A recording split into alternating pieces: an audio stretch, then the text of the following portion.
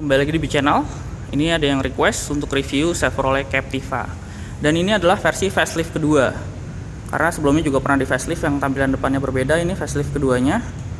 Dia jadi jauh lebih gagah. Ini dia headlampnya proyektor walaupun masih halogen dengan LED DRL di bawahnya dan beneran DRL. Kontak on dia nyala. Di bawahnya ada fog lamp, dan kalau kita lihat ke bagian bumper ini, list fog lamp chrome-nya, tepian grill chrome-nya mirip kepunyaan Trax facelift. Ini adalah trim teratas LTZ, karena sekarang yang varian all wheel drive trim teratasnya justru LT. Jadi LTZ cuma ada di varian front wheel drive, jadi ini penggerak depan. Mesinnya dia turbo diesel, dan ini tenaganya dia 163 PS, torsinya dia 400 Nm. Jadi termasuk besar untuk mesin diesel, setara torsinya all new Fortuner 400 Nm juga. Ini ruang mesin sudah dicat warna body, dan ini akinya gede banget nih. Dia pakai aki 90 ampere. Ini juga bagusnya udah ada pegas layaknya mobil-mobil premium. Dan kap mesin sudah dicat dan sudah ada perdamnya. Untuk pelek, karena ini varian LTZ, dia pakai ring 19 inci dan ini finishingnya kekinian, two tone polish. Ini bannya sendiri Hankook, tipenya Optima. Profil bannya 235 50 R19. Nah, ini versi facelift ada ornamen nih kayak gini di samping kap mesin. Cuma ini nggak beneran bolong ke kap mesin, dia ornamen aja. Spion juga mirip kepunyaan Trax, segini ada sun di spionnya, dan yang di bawahnya ini ada footstep. Dan untuk versi ini dia sudah keyless. Ini tombol akses keylessnya, dan kayak Trax tombol keylessnya di setiap pintu, nggak cuma di pintu depan aja. Kita lihat ke door trim. Di sini diberi ornamen nih warna silver, dan ini bahannya kulit auto hanya pada sisi driver. Ini lengkap nih, ada window lock sama central lock, window lock dan central lock, power door lock. Ini bahannya kulit juga empuk. Di bawahnya ada cup holder, door pocket dan speaker.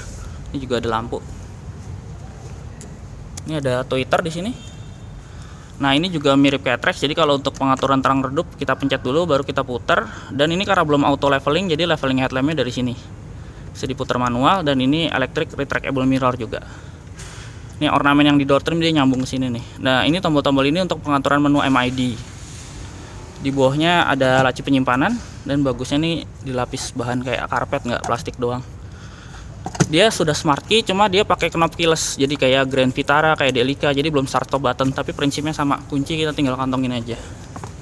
Ini speedonya sebenarnya mirip kayak versi improvement terakhir, dan indikatornya ini lengkap di sini. Jadi ada tire pressure juga, jadi kita bisa tahu masing-masing tekanan ban berapa. Ada coolant temperatur, dan di sini juga ada menu rata-rata kecepatan real time, trip A, trip B, sisa bensin, rata-rata konsumsi BBM, real time konsumsi BBM, rata-rata kecepatan mobil tadi. Nah, ini juga ada setan unit yang bisa diganti dalam satuan US atau internasional. Bahasa juga bisa diganti.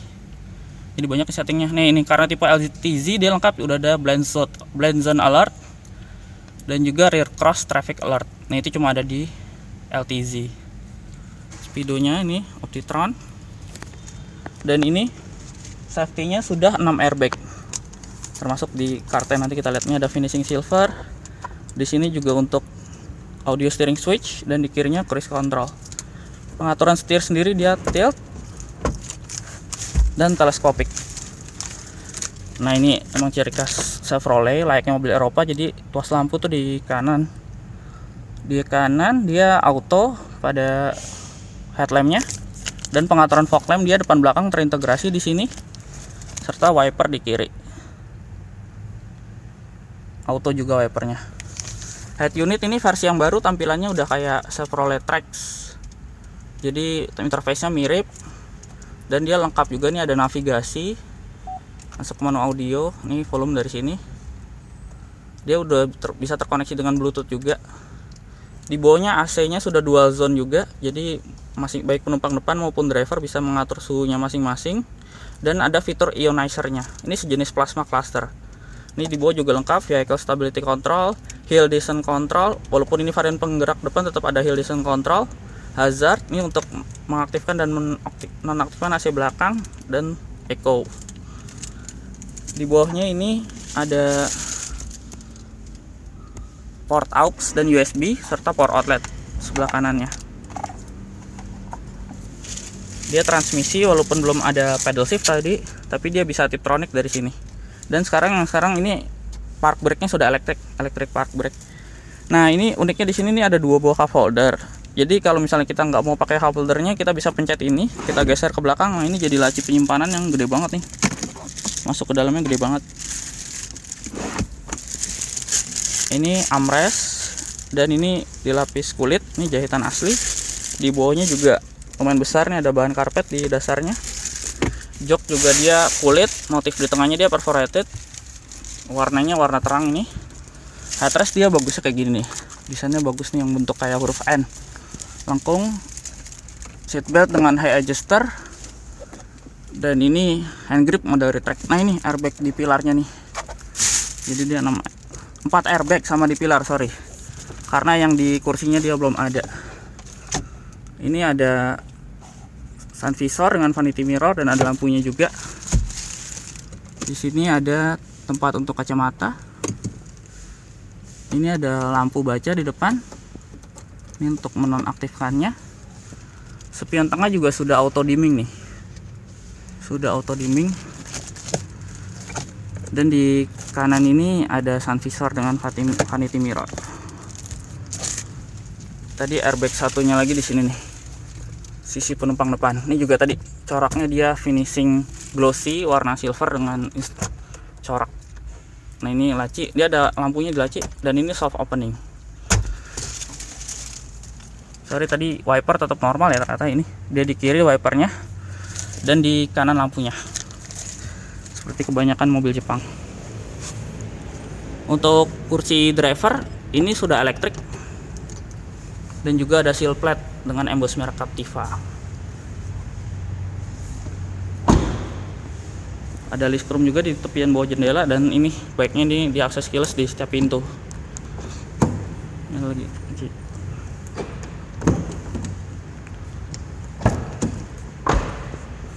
Nah, ini ornamen yang silvernya ini dengan coraknya juga sampai ke belakang dan di sini tetap kulit dengan jahitan asli.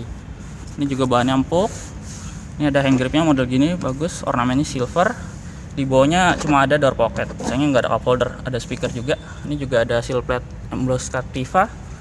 Ini saya duduk di belakang, tadi posisi nyetir saya, jadi jaraknya ini masih segini. Saya tinggi 178, masih lumayan banget. Dan ini seat back pocketnya model jaring. Like mobil-mobil Eropa dia model jaring. Jadi bagusnya kalau kita naruh barang supaya nggak ada kotoran atau barang tertinggal dia kelihatan dari luar. Di sini ada soket power outlet dan hebatnya dia flat floor loh ini. Dia rata lantai ini tengahnya. Walaupun ada varian 4-wheel drive, all-wheel drive dia tetap flat floor. Tapi ini yang varian 2-wheel drive-nya. Di sini sama ada seat back pocket model jaring. Ini tadi layout door trimnya.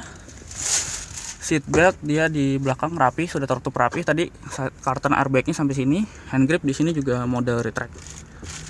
Di tengah ada lampu baca. Tapi emang di sini Captiva belum ada varian yang udah ada panoramic atau sunroofnya.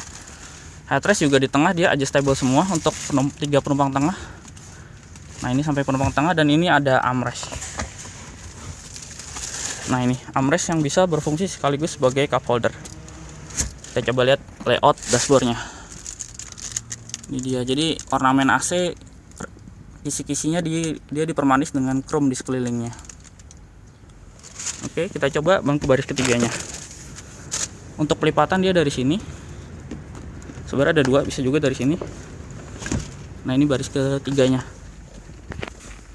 Nah, kalau di baris kedua nggak dapat kisi AC, dia baru dapat kisi AC di baris ketiga. Dan ini ada knob untuk menghidupkan AC di sini. Bisa juga dinonaktifkan dari depan tadi. Jadi AC-nya cuma untuk baris ketiga, baris kedua mengandalkan AC dari baris pertama. Ini ada di sisi kiri, karena di sisi kanan nggak ada. Dan di sini juga ada cup holder. Sayangnya tadi kursi tengah belum sliding ya. Jadi kalau saya duduk di sini, nah ini pas sih. Jadi pas lah, jadi lumayan lah, masih lebih lega dibanding X-Trail. Kalau X-Trail tuh bener sempit. Terus tadi di kanan nggak ada AC dan nggak ada cup holder juga. Dan kursi belakang ini dia tetap bisa terlipat 50-50. Headrestnya juga adjustable masing-masing. Oke, kita lihat ke bagasinya.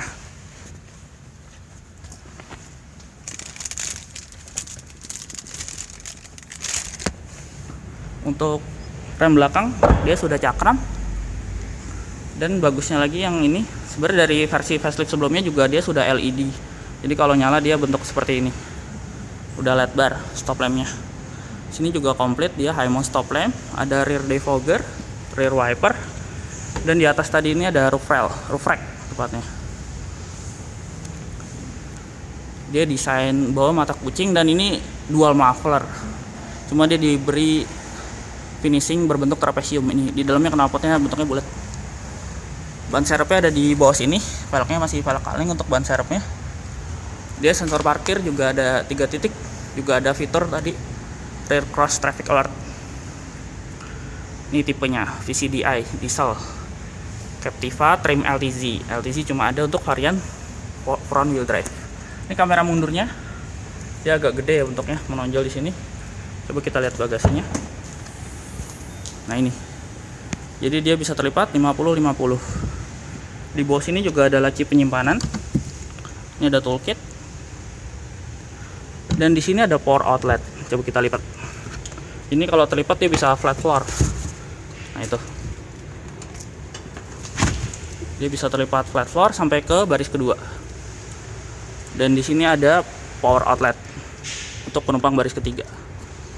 Ini tadi AC-nya cuma di sisi kiri dan cup holder di kanan nggak ada. Cuma ini bagasi memang masih belum elektrik, masih hidrolik.